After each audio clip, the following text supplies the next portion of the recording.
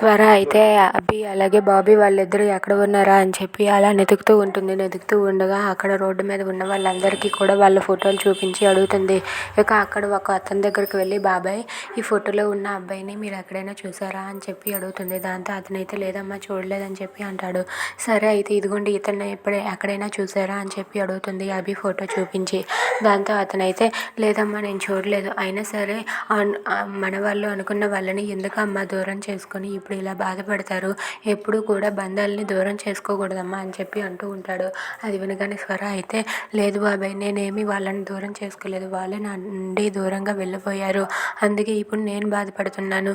వాళ్ళని ఎలాగైనా సరే మళ్ళీ నేను దగ్గర చేసుకుంటానని చెప్పి స్వర అంటూ ఉంటుంది. ఇక సరే అని చెప్పి అతని దగ్గర నుండి అలా నడుచుకొని వెళ్తూ ఉండగా వేరే వాళ్ళ దగ్గర కూడా అలా వాళ్ళ ఫోటోలు చూపించి అడుగుతూ ఉంటుంది. వాళ్ళేమో ఏమో మాకు తెలియదు, మేము ఎప్పుడు వాళ్ళని చూడలేదని చెప్పి అంటూ ఉంటారు. దాంతో స్వర అయితే అలా ఒంటరిగా నడుచుకుంటూ వెళ్తూ ఇలా ఆలోచిస్తూ ఉంటుంది.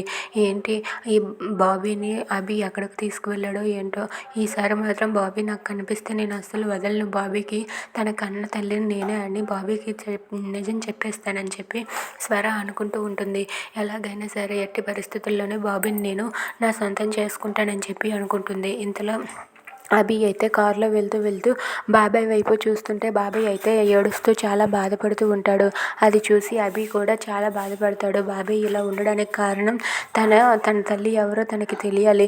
జాను తన తల్లి కాదని బాబాయ్కి తెలిసిపోయింది. కానీ ఇప్పుడు తన కన్న తల్లి గురించి బాబాయ్కి కానీ తెలిసిందంటే, అమ్మో, ఆ అమ్మాయి మేడం అయిన స్వర దగ్గరికే తను వెళ్ళిపోతాడు. నా దగ్గర అస్సలు ఉండడు.